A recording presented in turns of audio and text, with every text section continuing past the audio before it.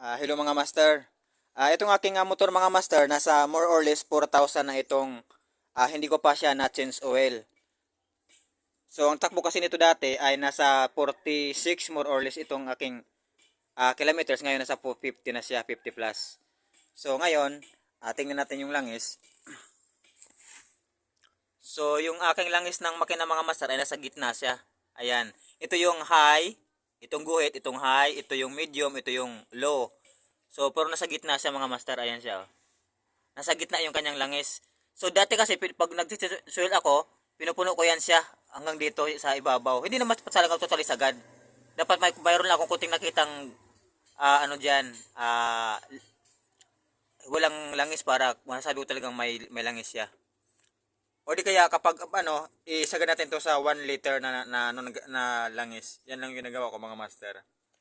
So matagal ako mag-change oil mga master ng motor. Tapos kapag tine-check ko lang, kapag nagbabawas na siya, nagdagdag na lang ako ng langis. O di kaya naman, maramdaman ko yun sa kapag medyo konti na lang yung langis kasi lumalagatik yan sa ng konti mga master. So kapag may lumalagatik na, tine-check ko lang yung langis kung konti lang ba o may nababawas, saka ako magdadagdag kasi lumalagitik talaga to kapag kapag nagbabawas na sa langis, yung konti na lang yung kanyang langis. So ayan mga master. So ngayon, sa sunod ko ng vlog mga master, sasabihin ko sa inyo kung bakit matagal ako mag-change oil, ano bang mabilis ba sa masira yung makina pag matagal mag-change oil or hindi. So sasabihin ko yung mga rason yun mga master. So sa ngayon, ito yung ko sa inyo i-update na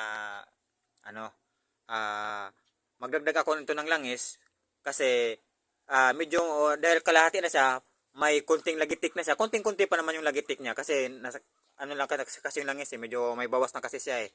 So yun ang gagawin natin mga master kapag may kunting lagitik yung ating motor. Mag-add lang tayo ng langis kapag medyo konti na yung langis. Ito panda rin natin. Naka neutral muna natin.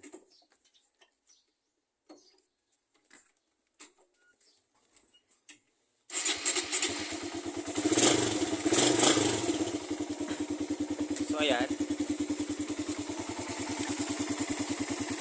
So yan ang tunog niya mga master. Wala naman siyang lagitik pero meron siyang kunting kalansing. Ayan.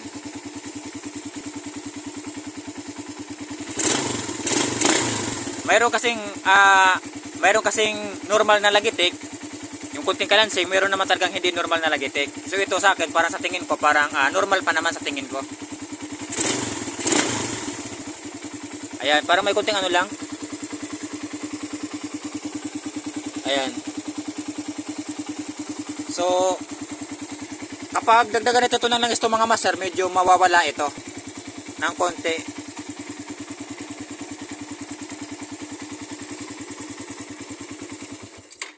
So, ayan. So, ngayon nagdagan natin ng langis. Be! Pahawak lang ko din sa sa camera.